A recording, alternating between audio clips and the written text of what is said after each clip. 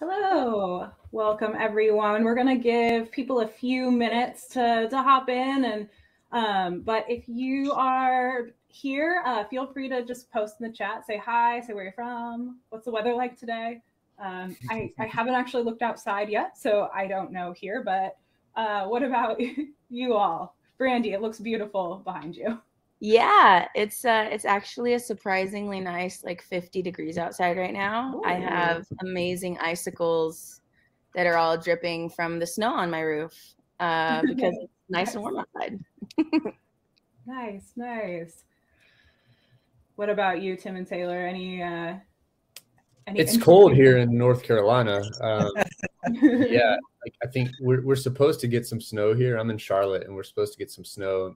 I'm looking out my back window. You guys can't see that, obviously, but right now it's just a kind of cloudy, cold day. Oh, man. It's not supposed to get above freezing until like sometime tomorrow afternoon, which is a little unusual for North Carolina in the Southeast, you know. Yeah, we've got hey, Calvin and Johnny. Hey, Calvin. Hey, ooh, 26 degrees in Nashville. That sounds chilly. Hey, Johnny. Hey, Abhishek. Nikki, are y'all getting any snow there in Nashville? I know you got some last week, didn't you?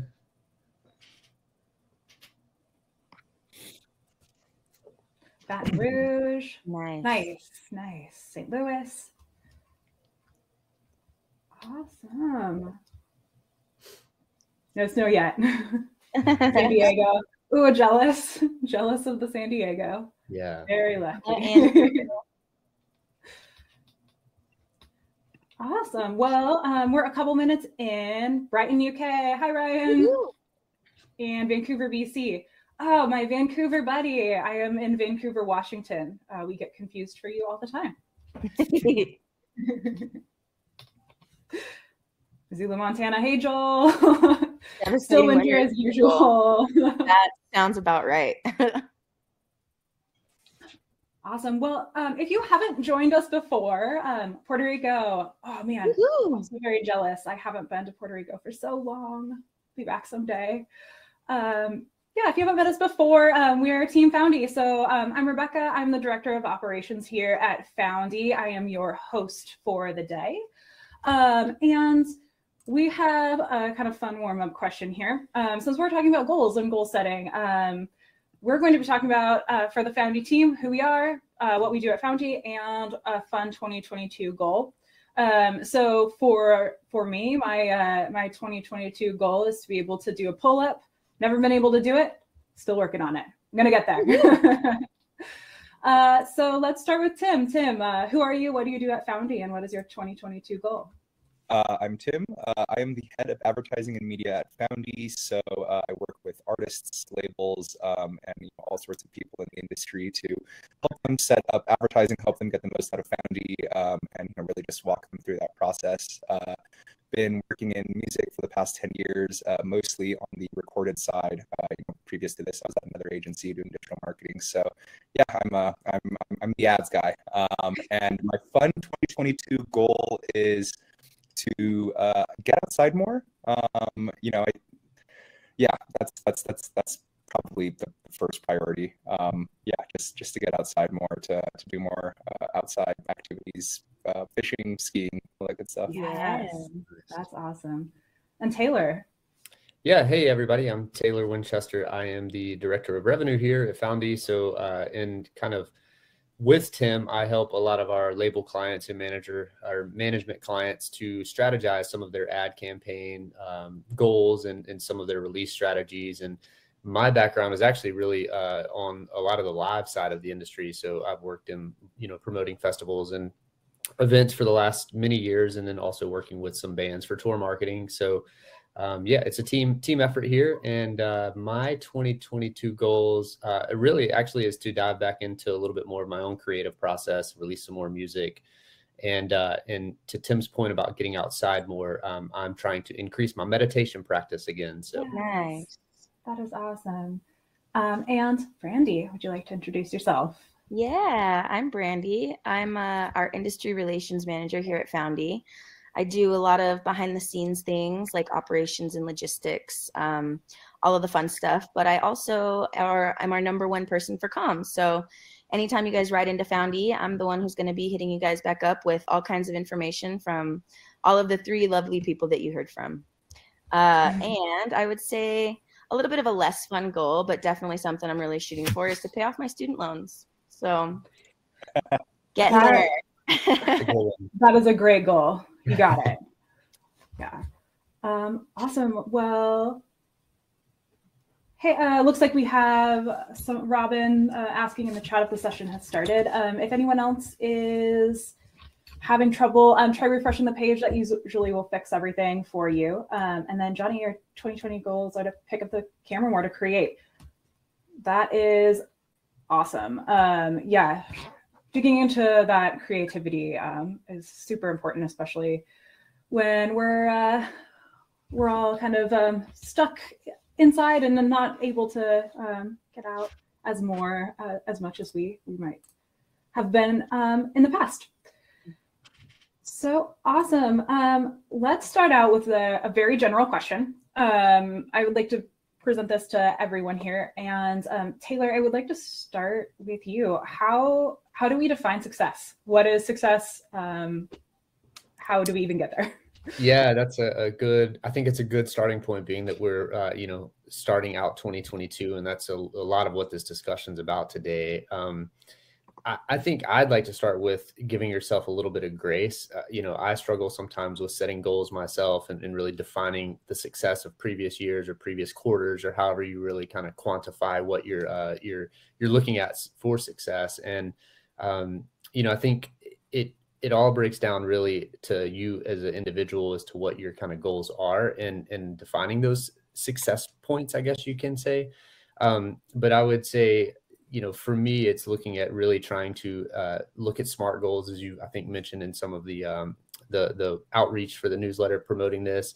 So being cognizant of what is a SMART goal and how you can, while setting yourself up for looking for ways to kind of quantify what those goals are and getting to those goals and notching them off as a success point, also realizing that just keeping a foot moving forward in the direction that you want to go is always a positive way of looking at being a success story, because sometimes your goals are going to evolve throughout the year. But so, I'd say be kind to yourself when setting up, those success reviews, if you will, but also just remember that this is an ever evolving process, and just being aware of the need to be mindful of what those goals are and what you're trying to accomplish, and being willing to give yourself a little bit grace while doing that is really important in my book.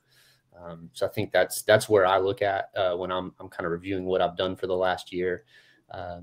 If that makes sense to anybody else out there, what do you guys think? Totally. Something I'd add to that is I think just to continue on that point, Taylor, is goals vary so much, for each person, each artist. It's based off of your background, what you've done before in the past, what you've done in previous years. 5,000 new streams, new followers is nothing for someone like Beyonce, but for a lot of us indie musicians, 5,000 streams, 5,000 new followers, that's 100%, that's a world difference, So, really it's be kind to yourself, as Taylor's saying.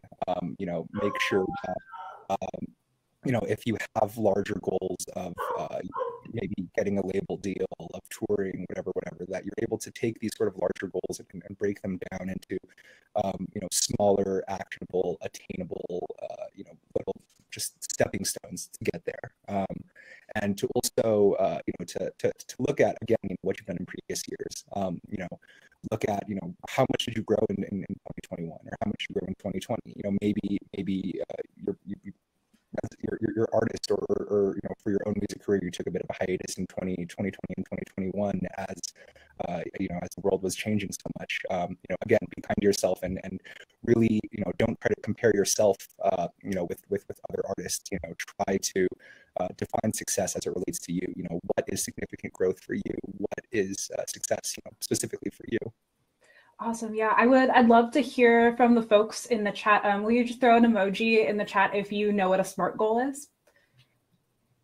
Yeah, and going back to that, I would say, measuring success is obviously it's hard to measure if you don't have some kind of like KPIs or key performance indicators of what those goals were for previous years. But that's where I think recognizing that sometimes, to Tim's point, those goals are going to be different based on what season it is in the year, within the year, maybe, and how to taking that forward step of just like kind of chipping away at whatever it is you're working on is a success in my book, because sometimes I get overwhelmed with trying to set too high of a standard sometimes for myself. So reminding myself with that grace that, hey, if I have these measurable actions that need to be taken, as long as I'm moving forward on those, it may be okay if I didn't reach 5,000 streams, but at least I've got 10 new listeners or 25 new listeners. It's still movement in that direction, you know? Exactly. I think grace and one foot in front of the other is really like one of the things that I've always held to, especially in the last few years, like Tim was saying, because the world is changing and we're just moving along with it. So one foot in front of the other, and remember to be nice to yourself and don't get too burnt out on the what ifs. Absolutely. Yeah. So I'm seeing that lots of folks know what SMART goals are. And then we have a really great comment. Recently, I learned to create SMART goals based on actions I can do instead of numbers. And I really love that. So I think we may have a few folks in here who haven't heard of a SMART goal. Tim, what's a SMART goal? Yeah, so it's essentially a mnemonic. It's an acronym, SMART, with each of those standing for a different sort of guide in the setting of goals and objectives. Just going down from the top, SMART. These things stand for goals should be specific, goals should be measurable, goals should be attainable, goals should be relevant, and goals should be time-based. So the example that I think we used in our newsletter that Rebecca came up with a few weeks ago is, instead of setting this, lofty goal of, I want to become, a multi-platinum, huge recording artist, this is, while that's not impossible, breaking that down into actionable steps is much more difficult. So instead of setting, a goal like that, using the sort of SMART goal principles, a better goal to set would maybe be something like, in 2022, I want to grow my Spotify followers from 500 to 1,000. Again, we're being very specific with the goal that we're setting, making sure that it's measurable, in terms of the metrics, the followers, making sure that it's time-based. We have a time frame in 2022, we want to do this. And again, making sure that it's attainable and relevant, towards relevant to your ultimate goal and attainable, something that we can actually put the steps in, put the work in to make happen. Yeah, absolutely. And like we were mentioning in the chat, you can use numbers like that. You can say, I want to increase my followers by 500, 1,000, whatever feels attainable for you. Or you can break it down into goals if maybe you don't have a specific number you want to reach. So for example, maybe your SMART goal is, I'm going to set up a release page for every release I have this year. That's an action you can take. It doesn't depend on other people. That's something that it's your personal goal. I can do that. Or I am going to figure out where all of my followers listen to my music. Where's the best place to listen? So you can definitely do both. And I love thinking about it in those ways. So yeah, I was gonna say before you jump to the next part there, somebody had mentioned earlier in the chat, their goal was to use their camera more and take more photos. Yeah. So my wife's a photographer, and that's, she's done some of these challenges where, as opposed to just take more creative photos, she has literally like, okay, every day I'm going to go take a photo of this type of thing, so if it's music, if, my goal is to put more music out, then maybe as opposed to just say that, it's to at least release a new single every quarter or every month, so that you have something that is measurable and attainable at the same time. Yeah, I think a lot of the times, for a lot of creatives, right, the goal isn't even necessarily, a goal of growth, but just like you said, a goal to create more. It's hard being an artist. It's hard to always be creative, to always be putting out work, to always be, sort of pushing, yourself creatively, to put yourself out there. So, that's a goal in itself, right? To put out, more music, to put out more art, to be creative, and to sort of, fight that art fight. Yeah, keep it going. I really love that. So, we've kind of talked about short goals, long-term goals, how to break that down. So now that we know, how do we start? I think we've addressed this a little bit, but what are some ways that we can measure our success with our goals? Yeah. Specifically with the Foundee platform, I mean, I've really found this a measurable, part of the goal setting or growth model is actually looking at your numbers and your data. And I think that's an important thing. Oftentimes as a creator or creative, we forget about some of the more granular business side of the industry and things that need to be done. So using a tool like Foundee allows you to really have one place to go see all of that data. So if it is to create more music, then using the Foundee landing pages to promote that music and get pre-saves and start to see where that data lives and what type of traffic you're getting, where your listeners are coming from or where your traffic's coming from is going to then make you smarter for that next step of whatever the next, kind of notch of the goal setting is. So, finding resources and ways to measure these things that are valuable, efficient, and not going to really bog you down is something that's super important, especially when our minds are oftentimes pulled in so many different directions as creatives. So that's where I would start. Totally. I think the beauty of a platform like Foundie is, it's a platform for power users, so it gives you a lot of information, a lot of data, but, a lot of the stuff can be a little bit meaningless unless you have the sort of, the KPIs, the key performance indicators that you're measuring yourself against, right? So, 10,000 impressions, for an ad or 500, new users into your audience. These numbers at a glance are definitely strong numbers, but I think the best way to work towards your ultimate goals of growth or whatever it is to set your KPIs, your measurable just your measurable just sort of goals that you're measuring yourself against. I want to grow 500 followers in 2022. I want to reach 20,000 new fans in 2022. Looking at a platform like Foundie and the data that it gives you and measuring yourself against these metrics is definitely a good way to sort of work towards that goal. Yeah, absolutely. Brandy, I know that you work with many people that are just starting out on the Foundie platform, and it can be a little intimidating, I think, at first when you're trying to figure out what is the most relevant for me, how do I review my metrics, did this perform well? What's some advice you have for folks just starting out on Foundie, just to learn how to look at their data, how to measure it? Yeah, I would say, so on the right-hand side, if you guys do ever run like a prospecting ad, let's say, and you go into the insights page, you're going to see a lot of different information, a lot of different infographics.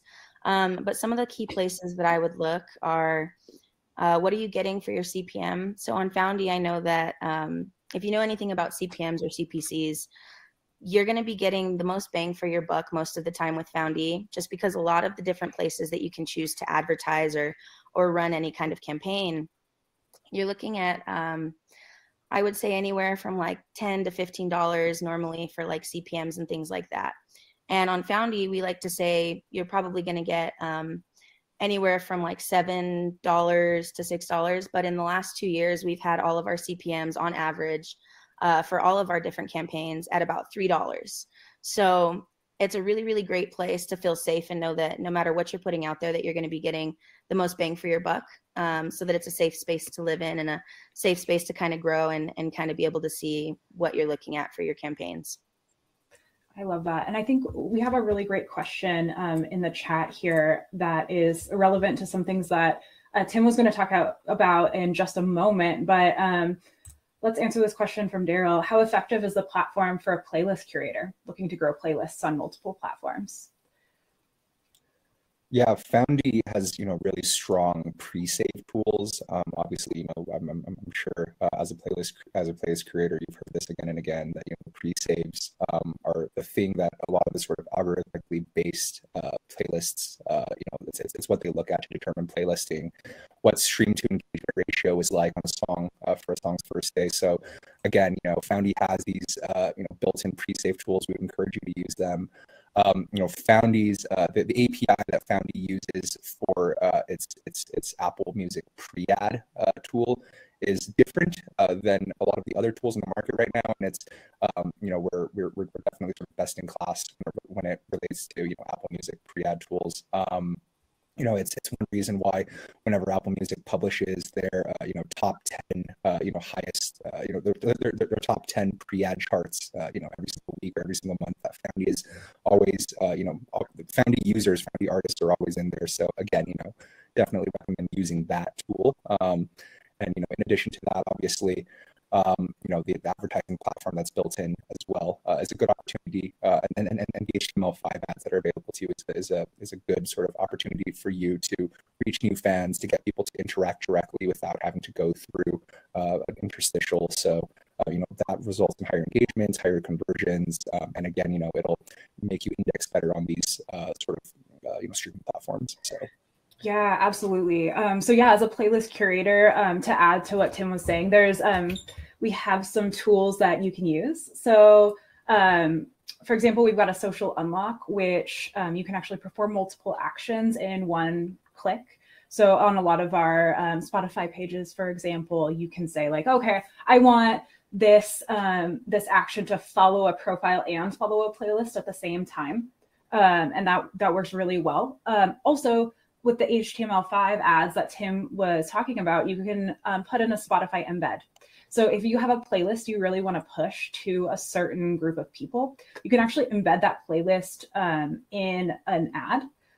So that could be Spotify, Apple, even a YouTube playlist, and then run that ad online. So you're actually pushing towards that exact playlist rather than just a certain release as well. Yeah, I would add to that. I mean, Daryl, I'm not sure, Tim and Rebecca covered a lot of stuff, but also we have the Embeddable Player Creator, which is not only used for the HTML5 ads, which to what Tim's point was saying is if you create an ad that has that Spotify playlist in it, you can deliver that ad on premium music websites, which is where, you're going to get the best impressions possible, really, because you're reaching folks that are already engaging with music related content.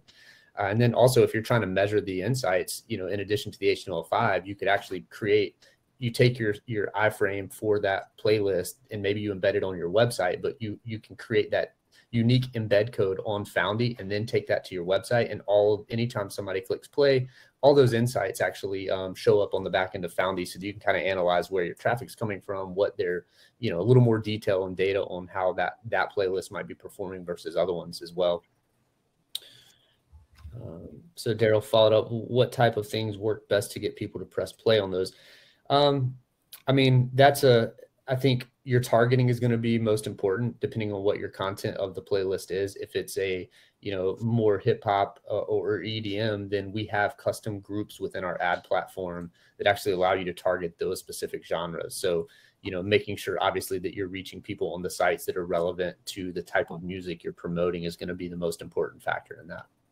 Yeah, and Daryl, I'd also suggest just doing a little bit of digging on your end as to sort of creative best practices. I think HTML5s, although they're a unique ad unit with that sort of interactive widget component, a lot of the principles in terms of best practices for online ads still apply here. So making sure that your text is legible, making sure that there's an active voice call to action where you're telling people to watch now, to stream now, to follow now, making sure that there's no more than sort of 4 lines of text, and there's something punchy about the ad that sort of draws the user attention. All of these sort of best practices should definitely be applied to creating an HTML5 ad.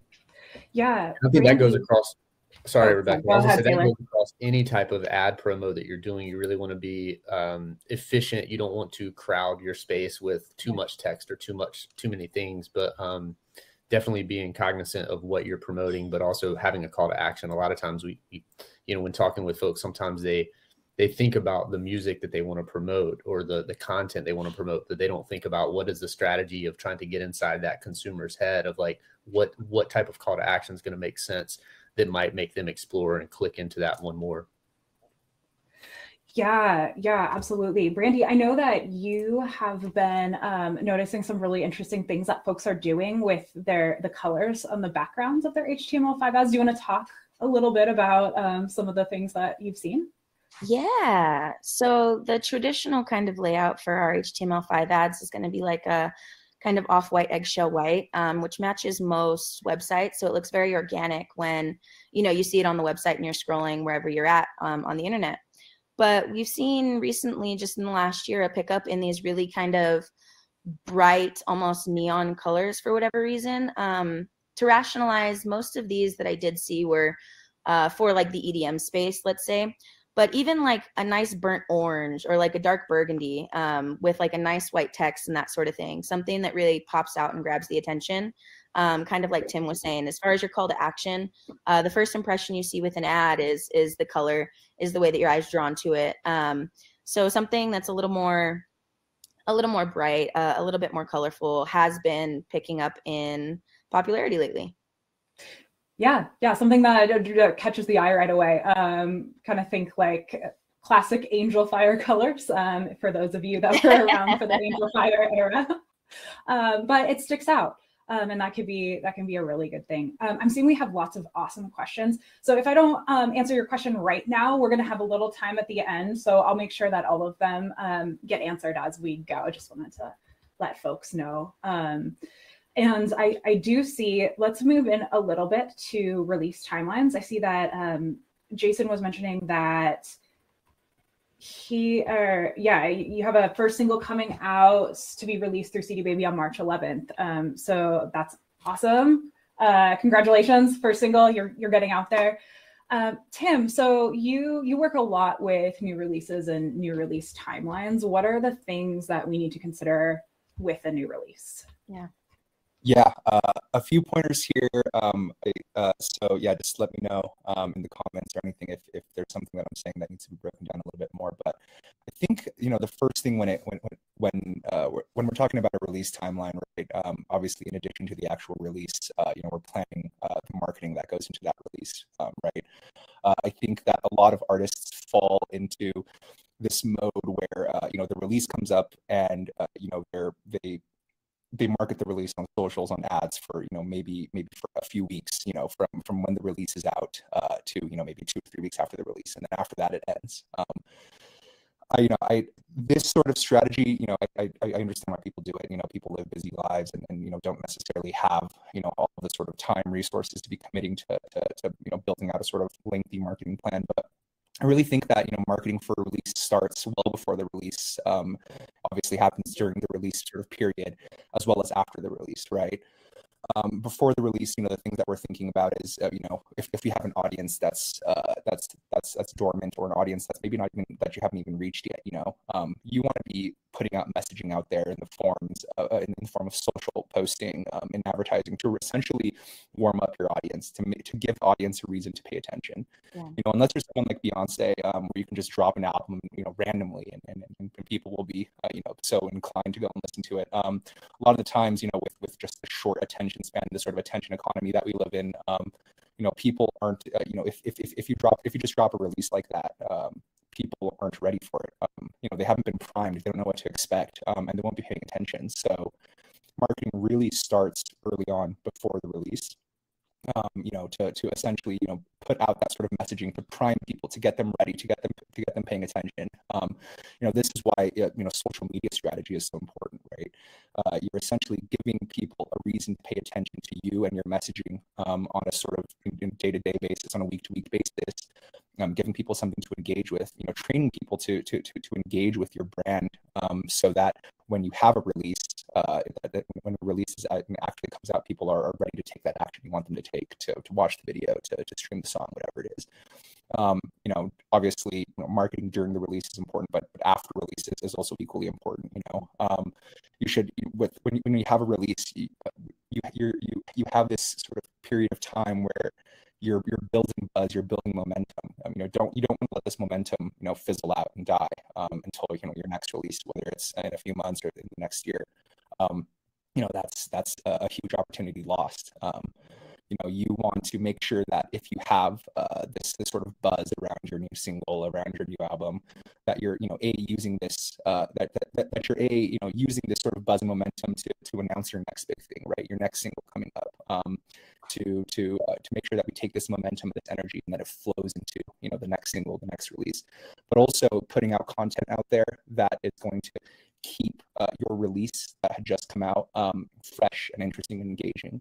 You know, this is why a lot of artists put out music videos, you know, a couple weeks after release, and then different content pieces, whether it's sort of behind the scenes, whether it's a making of, whether, you know, maybe it's just an emotional, you know, Instagram post talking about why this song is important and what it means, right? Again, maybe it's an acoustic cover. It's again, you know, giving the fans, the people that are paying attention, you know, a reason to keep engaging, you know, to keep that song sort of floating in their attention in the back of their minds. You know, that's how we create sort of sustainable growth. You know, I think I touched on this earlier, but yeah, thinking about how releases flow into each other. You know, as it relates to the actual scheduling of the release itself, I think it's important to think about how, you know, releases and how your marketing is affected by certain dates, you know, just certain calendar dates, right? You know, I think the classic example is, you know, around Valentine's Day, obviously there's a lot of love songs that come out. There's also a lot of anti-love songs that come out, you know, the sort of F you Valentine's Day sort of songs that come out, you know, like how is the sort of, you know, just the holidays, the where we are in the calendar year, you know, how is that going to affect, you know, your marketing? Maybe, you know, you have some festival dates lined up, or maybe, you know, you have a summery song, that's coming out, you know, in June, you know, making sure that you are really thinking about, the calendar year as it relates, you know, to your release and how marketing is affected by that. Even things like payday, you know, if you're dropping merch, if you're trying to get fans to buy tickets for something, you know, timing those releases with, you know, with paydays on, you know, on a Friday, that's definitely, you know, helpful. You know, we see the largest sort of merch and D2C conversions, you know, when new merch, for example, is announced on, like, you know, second or third Friday of a month. So yeah, all of these things, you know, very important for to keep in mind when you're creating that sort of timeline of your release. Awesome. Yeah. So a question from Jeanette. How far in advance would you suggest marketing for a single release? When should you start based on the release date? I think it depends. You know, it depends on your audience. It depends on how engaged. You know, it really varies. I would say, you know, you don't want to stretch it so far in advance that people sort of lose interest. You know, so if you have a single, you know, if you're an artist, you know, with a relatively small following, you know, you don't want to be announcing a single, you know, 6 months out, a year out. You know, I think that's you're going to lose, you know, a bit of attention from your fan base over time. So, you know, I would say, you know, for a smaller developing artist, maybe you start, you know, the sweet spot I would say is somewhere between, you know, 3 weeks to, you know, about maybe a couple months, to just start teasing things, you know, show people the production process, tell people something is coming. You know, that's what I sort of consider to be the sweet spot for a small developing artist. But again, you know, it varies a lot from artist to artist. I would add to that. I mean, thinking to Tim's point, like I struggle with this, like being confident in putting content out if it's not necessarily directly relative, or it's not promoting one specific single per se. But if you can be get over that kind of fear of annoying people and think about other content strategies that at least get your engagement up, that maybe you're not pushing that single coming, you know, 3, 5, 6 weeks out if you're more of an up and coming independent artist, but you're still putting content out consistently that starts to get people to engage. And then obviously when you get to that maybe 3 week out point, you can then start teasing like, hey, save the date. And you don't spill the whole bag of beans right on that one post. You just start teasing what's coming. And then that way you're getting people's attention and making them think about you and what it is you're working on without necessarily, you know, telling them, hey, I've got a single coming on Friday, March 1st or whatever. That might not be a Friday, but, you know, and then also I think, you know, coordinating if you perform live, playing off of trying to book some shows around that release or that promotion is going to help with content, because then it's not just behind the scenes studio, hey, listen to this single. It's also, hey, I've got a show coming up, but I've also released new music. You should check it out and then come see me live, you know? Yeah. So trying to think about other things that you can do, whether it is creating videos, creating acoustic tracks, things like that tie in, but aren't necessarily pushing the same thing over and over in the sense of listen to this song on Spotify or Apple, or, you know, buy this track type thing. Yeah. Absolutely. like that, Taylor. I think, you know, a good way to think about it, I think you sparked an idea is, you know, it's less about, you know, convincing your fans to do something as it is creating a relationship with your fans. Yeah. You know, the deeper relationship and the deeper connection you create with your fans, the more willing they will be to take that action that you want them to take, even without, you know, you telling them to do so. So, you know, it's not about, you know, shoving the release you know, down the throats of your followers. Listen to this now. It's about, you know, sparking and sort of fostering that interest in you from them. Yeah, I think we have a couple questions that work really well with this discussion. So the first question from Daryl: would giveaways work well with Foundee? I think this is one of those ways that you can engage with your audience. That's not the traditional listen to me on Spotify. Yeah. How would you do a giveaway via Foundee? Anyone? Who's jumping in? Yeah. I think it depends on, well, I mean, I think you could use it a few different ways. The social unlocks, and I would let Rebecca, you or Brandy talk more to that, because you know a little bit more about those specifically, but definitely coming up with content. It could be the social unlocker. It could just be go to this landing page and check out what it is that we're giving away, and we'll randomly select a winner, you know, based on an action that they take. The social unlock, and I'll hand this off to you ladies, is probably good if you're trying to actually capture data to then follow up with them down the road, whether that's a, you know, an email address to get entered to win, or if it's a follow on one of these pages or on Spotify or Instagram, whatever. But as far as how you would actually set that up, I'm going to hand that off to you ladies, because you know that better than I do. Yeah, just to Taylor's point. So like, let's say you really wanted to get a ton of more fans to follow your Spotify. You could set up a social unlock that said, follow this Spotify page, and in return, it'll take you to this website, whatever the website is, where you have a special offer for like the viral giveaway that you're talking about.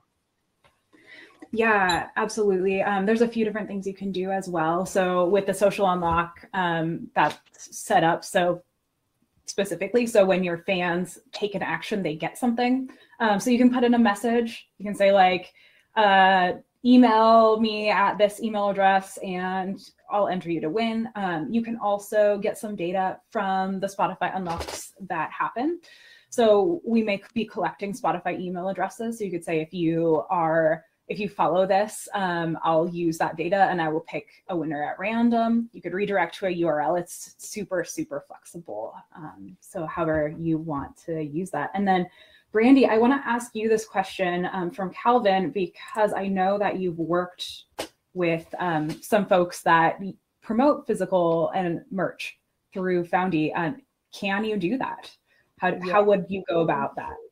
Yeah, you can. So Foundee landing pages, you can actually embed Shopify widgets into. And St. Vincent is one of our longtime users of Foundee, and it's actually her #1 D2C or like direct to commerce actual sales for all of her merchandise is one of the Foundee landing pages that she has.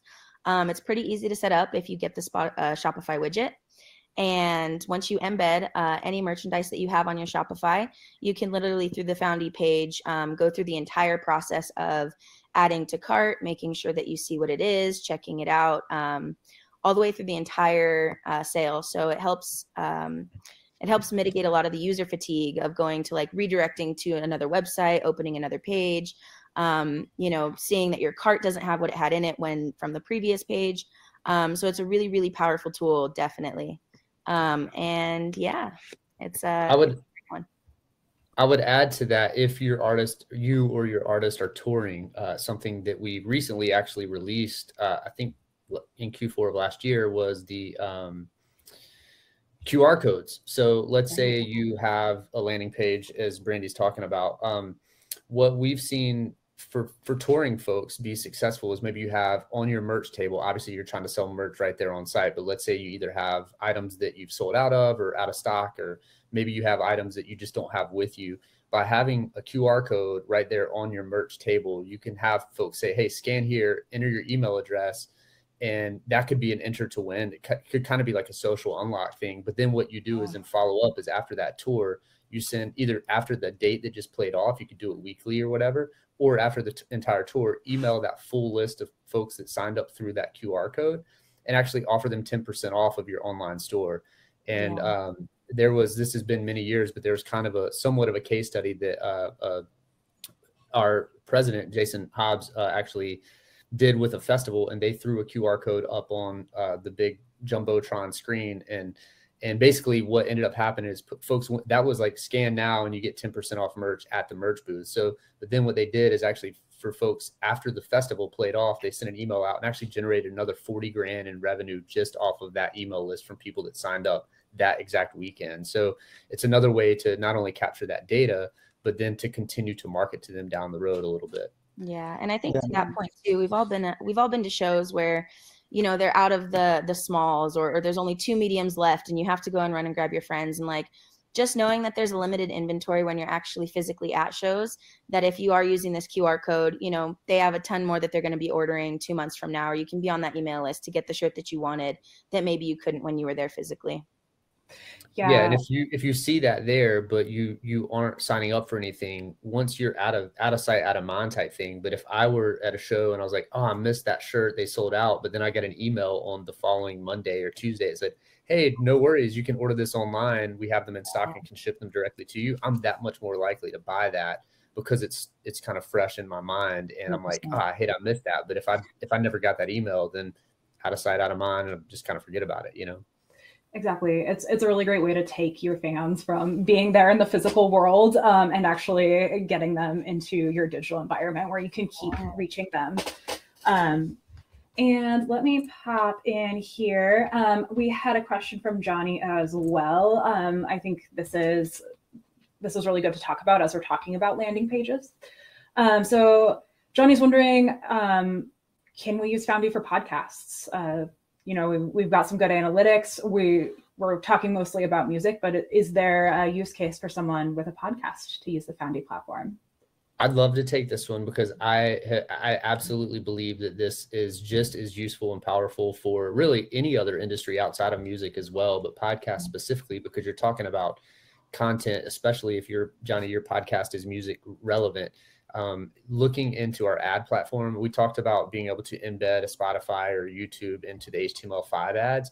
So if you have your most recent release, or maybe you have like a reel of a promo reel that's 30 seconds long and you drop that on YouTube, then you go into our HTML5 ad builder, you use that actual YouTube video in your ad.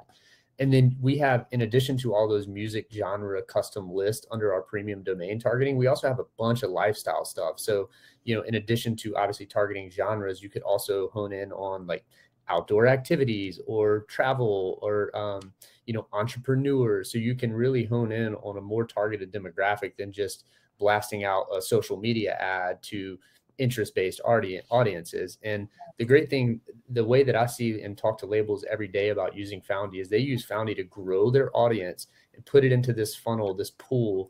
And then what is great about Foundee is reaching new people outside of social media on sites that have content relevant to what you're promoting.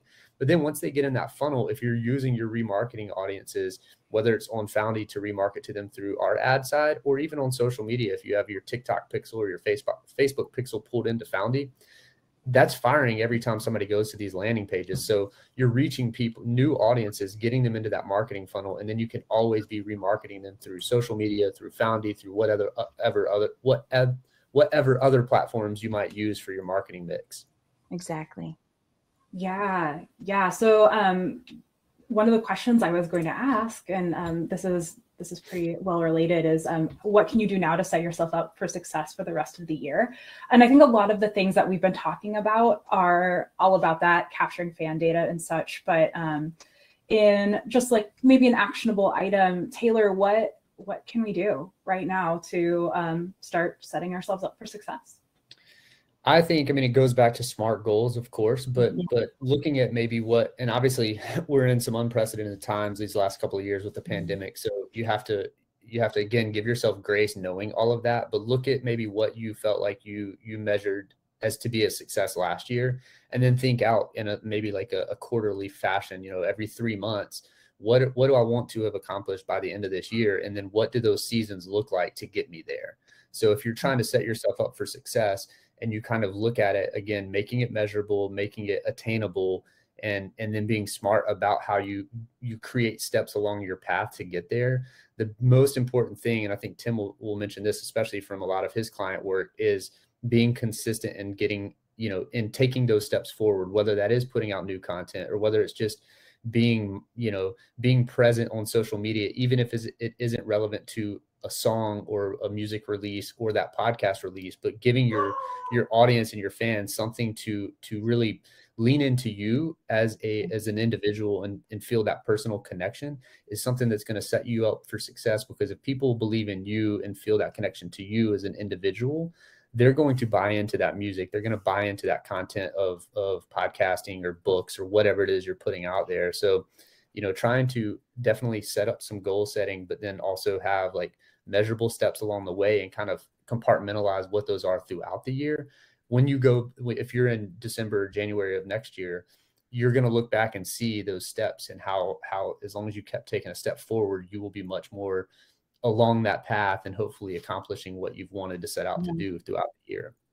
Totally. And something to add to that, Taylor, that all of that really resonates with me. I think it's, marketing is a sort of continuously iterative process where, you might not have the answers on what works and what doesn't, but what's important is that you tried and you're able to look at the data, look at the metrics, look at the growth, and evaluate whether or not something is successful or not, right? You put a plan into action, you experiment, you test new things, and even if something did not work, it's another data point for you, and it's another thing that'll help you put together that sort of winning marketing strategy in 2020, in the end of 2022, or even 2023. It's not being afraid to try these new things, to try to reach new audiences, and to learn from either your wins or your mistakes. Yeah. But just one more thing to add is think about the whole life cycle. So yes, obviously one step, and a lot of what we're talking about today is releasing music, but how does the rest of your calendar of promotion fall into line with releasing music? And that goes back to me talking about booking shows. Like I'm a singer-songwriter, so oftentimes in my market I don't do a lot of touring because my full-time role is here with Foundee. But as opposed to maybe playing every weekend and being that guy that plays at all the breweries and just hops around town, as opposed to doing that, I'm being strategic and saying I'm going to pair up with an artist that's coming through and playing our listening room and actually support that artist. And I'm not somebody that is great at like consistently putting content out. But I know that, okay, I have a show coming up this weekend. So I started 2 weeks ago, and I posted more in 2 weeks than I have in the last probably month and a half through the holidays. So thinking about how other things can play into, outside of just writing, recording, and releasing music, what are the other things that you can do that fall into continuously creating content that keeps you relevant, even if you don't have a new album or new single coming out? Yeah. It's going to be really important. It's like giving your fans the opportunity to get excited. Exactly. Yeah. So speaking of when we're releasing new content, of course, we've got our socials and all of these things, but how do we, or new content, anything really, like a new video, follow me on my new TikTok page, anything like that. How do we make sure that the people that we're already connected with across the internet get that message? Tim, do you want to talk maybe about like the remarketing audiences?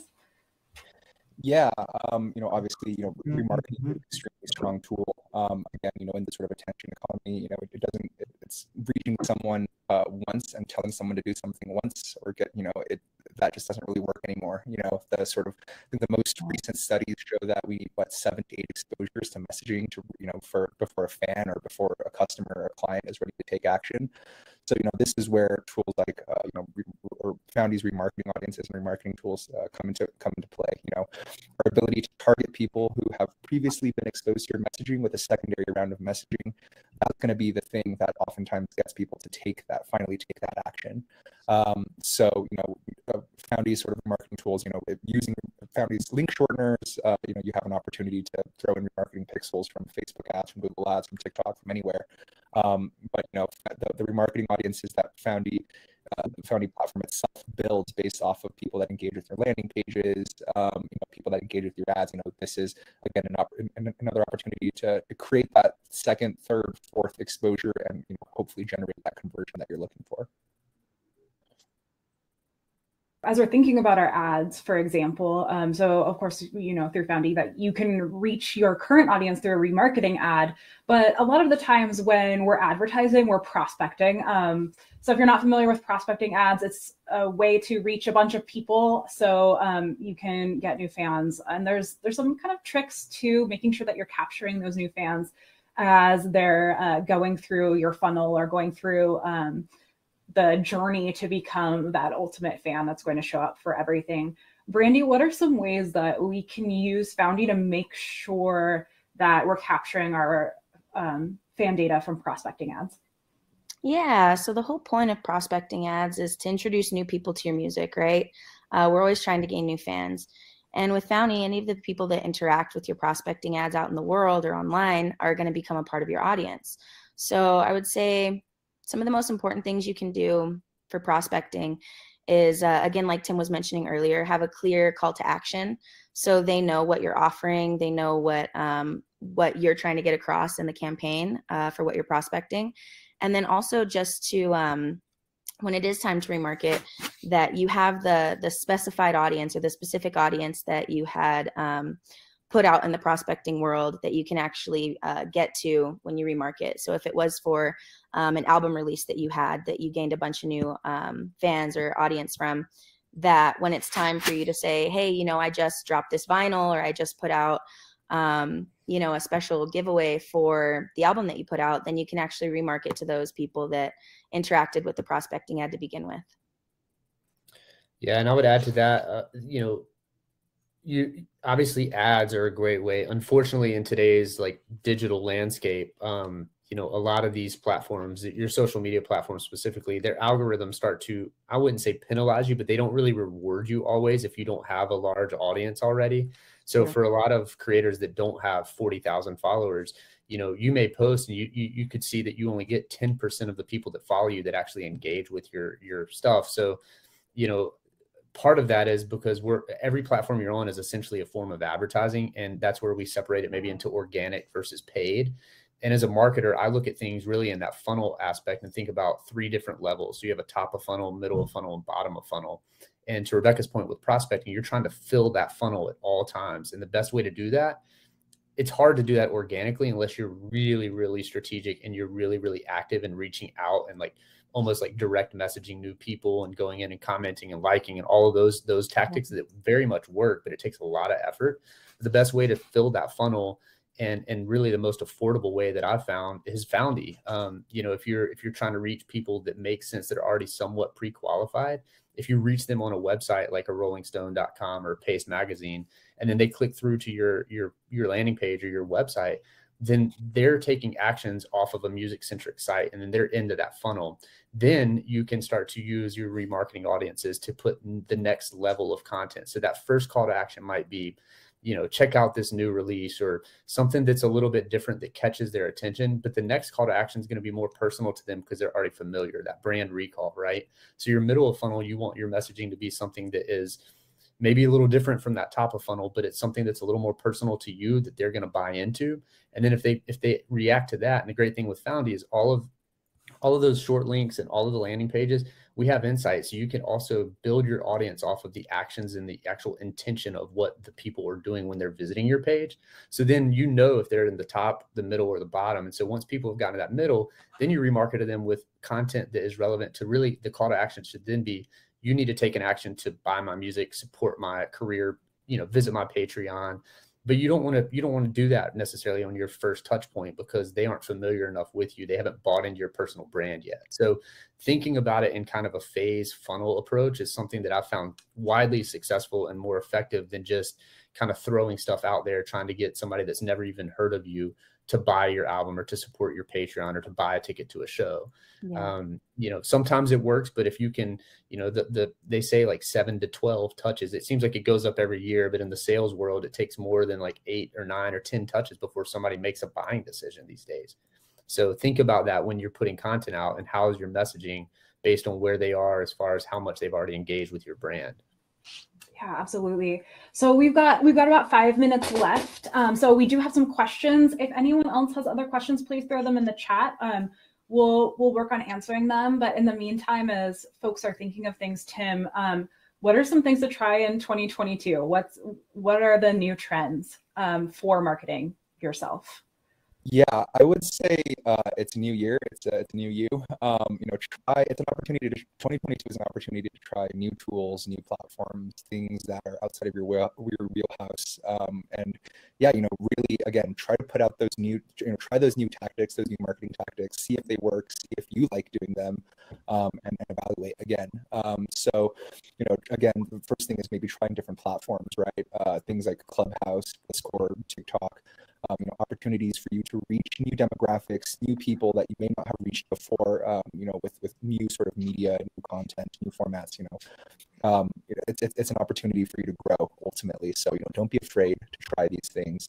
I think experimentation is really key when it comes to marketing. Again, don't be afraid to try new things. There is a rule for experimentation as it relates to budgeting that a marketer called Amber Horsborough, writes about in one of her music marketing blogs that really resonated with me, and it's the 70-20-10 rule. So if you have a set budget for a music release, say $1,000 to spend, try to spend 70% of that budget on what works for you, what you've seen work before in the past. Whether it's ads on Foundee, whether it's shooting a music video. What do your fans like? What do works for you? Spend 70% of your budget on that. Spend 20% of your budget trying new things that maybe you haven't tried, but what others are doing. If you see, musicians that are similar to you, putting up, shooting videos on TikTok or trying ads on whatever new platform. Try those things and see if they work for you, and then save the last 10% of your budget on things that we call pure experimentation, on completely new and novel formats, things that are really out there, your zany ideas, whatever is floating around deep in your crazy artist brain. Try those things, with that last 10% of your budget, and again, see if it works, see if you like doing it, and see if it resonates with you. I think that's just harping on that point. I think that's kind of something that's important to keep in mind when it comes to content marketing. Is do the things that you like doing, do the things that inspire you, do the things that you feel like are sustainable that you can keep doing. I think in the sort of digital world that we live in, fans can smell when something is BS, when something is inauthentic, when it feels like you're doing something because you feel like you should be doing it, as opposed to something that is truly interesting to you or something that is truly unique. Putting out new content on socials is a great opportunity to tell your story, to give people a reason to care about your release, to appeal to new fans, and to deepen relationships with your sort of existing fans. So just on that point, a couple of examples I had written down of just new content and new formats that I found that are really interesting. A couple years ago, I think at the beginning of the pandemic, Charlie XCX made an album on IG Live. She had these live sessions where she had people contribute ideas, and then she would work on the album, literally on a live stream, and then she released the whole thing. So again, it's giving people a reason to care about your music, doing something that's unique. Another thing that I saw was there's a dubstep artist called Wookie, who has this series of TikTok videos called Beats That I Can't Release, where he makes silly dubstep trap remixes of songs like, Feliz Navidad or, the Seinfeld theme.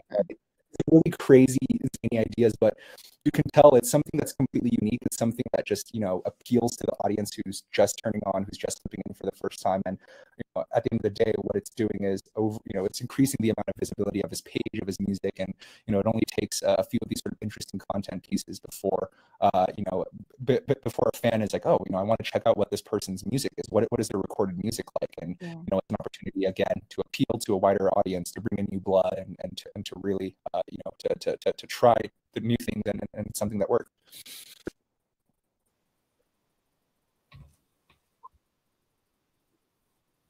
Grace is really important, because if you're taking that 70-20-10 approach, and the 20 and 10 are the things that other people have done, or things that you're just thinking of that maybe you haven't ever done before and that are super zany, don't measure the success of those against other people's success. So if you're following somebody else's strategy and says somebody did this type of content, I'm going to try that.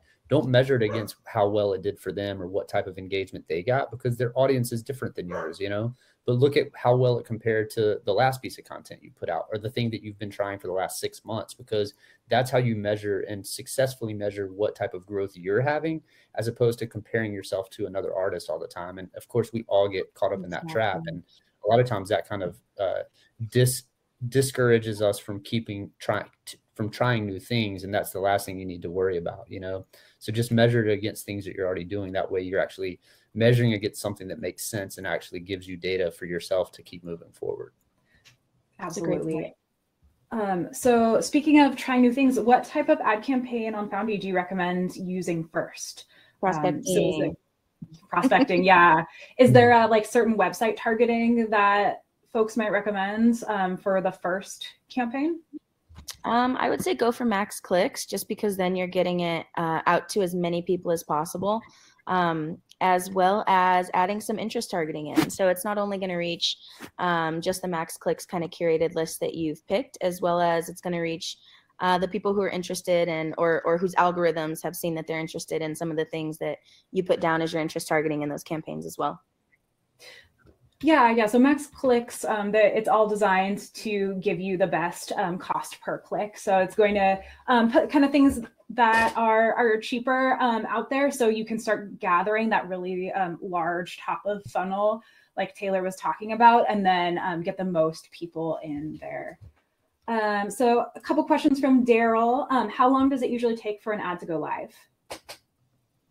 Generally, about our audit time is currently, I think, 24 hours or less. So, you know, there may be some outliers to that, just if a second manual review is necessary, if, you know, the person auditing the ads feels like there's something that might not be completely, you know, with what they're expecting, but usually generally about 24 hours. If it ever takes anything longer than that, just reach out and we'll make sure to push it through.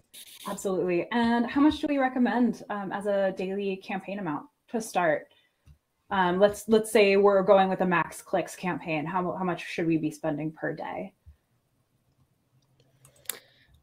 I mean, it's really obviously depends on your budget. And Tim, you can probably speak to this better than any of us, just being that you place so many ads. But I've always had the mindset of, you know, the platform is built to optimize, you know, and really serve to the best audience that it can based on the budget that you have. But the challenge is if you don't have enough budget, it doesn't have enough money to learn. So yeah. I've always used that rule of like at least between $10 and $20 a day. If you can afford more, then obviously the more you can put in a daily spend, the quicker it's going to learn and then really start to perform better. Or you can then at least see whether or not it's going to perform based on the audience you've selected. But Tim, what would you say? You know, obviously varying budgets matter, but you know, just for a general starting point. Yeah, I'd like to see $20 a day, but obviously I know that's not feasible for a lot of our developing artists, self-funded artists. So, you know, something between $10 and $20 a day is just about right to give the system enough budget so that it can learn and figure out how to best place your ads after the algorithm optimizes the ad placement over a few days. You know, I think something to keep in mind is if you're only spending, you know, 10 to 20 bucks a day, you know, make sure that your targeting is, you know, that we're not targeting too many different locations or targeting too many, you know, different just sort of disparate targeting strategies. You know, for spending 10 to 20 bucks a day, I think the most important thing, the most helpful thing you can do for yourself is just to make sure you're only targeting one location. You know, maybe that's your home territory, maybe that's just the United States, but making sure that you're not, you know, fragmenting your spend into too many different types of targeting. Absolutely. And then this one I can't answer for you, Daryl, but I think it's a great question that we should answer live. Can you use PayPal to pay for ads on Foundee? Not yet. Right now we're credit card only, but there may be some kind of option in the future, and we'll definitely keep folks posted. And then John asked a question earlier that I want to go back to. Is Foundee good for affiliate marketing or marketing Amazon products? I would say, yeah. I mean, I know we have and I'm not super familiar with the affiliate marketing from a standpoint of I've not really executed any of it, but I know we have the ability to pull in your Amazon affiliate code and like your Apple Music affiliate codes. I don't know how much those impact certain things, but, you know, from a standpoint of looking, I would say yes, in the sense of the targeting options within Foundee are super easy to use, and you can really hone in on specific groups that we've already set up for you. And the data that we have is very rich data. It comes from AT&T. So, it's behavioral, it's interest based on, to Brandy's point, on things that people have expressed interest in based on their actions throughout the web. So I would say, depending on what type of affiliate marketing you're promoting, obviously you need to hone in on what that audience looks like. But yeah, I mean, we have clients well outside of the music industry that use our platform for promotions. And that is because it's easy, it's efficient, and it's also the best bang for a lot of people's buck. You're going to get sometimes 2, 3, 4 times the impressions, if not more, than you might get if you try to run that same ad on Facebook or on Google Ads. Yeah, and I think one thing I would add to that is, as it relates to affiliate marketing, even at the very basic level, if you have a link to something on Amazon that has your affiliate ID attached to it, just run it through the Foundee link shortener, and make sure that you put your pixels in there. It's an opportunity for whenever someone clicks their link to add them to your remarketing audiences, then you can reach them again, with more advertising in the future, hopefully get them to convert. And so another opportunity to create those 2, 3, 4, 10 touch points where you're going to get someone to ultimately convert and, click your affiliate link. Absolutely. And then as our last question here, is there a series of training videos available to learn this step by step? That's a great question, Shane. We actually did a webinar, our founder, Jason, and I last summer that goes through the platform step by step. I'm going to pop that into the chat there. Please feel free to give it a watch. It's about the same length as this webinar, but we'll go through every step. We've made a few updates to the platform since, but it's all very similar, very intuitive. So please feel free to check it out. If you'd like to schedule maybe some time to go through a more individualized walkthrough, please reach out via our help desk, and we're happy to hop on a call.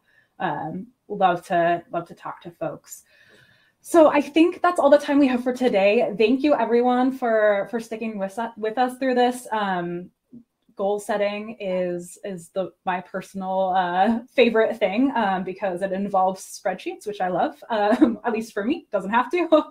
But again, really appreciate everyone sticking through this, and have a wonderful 2022. And we're here to help you along the way.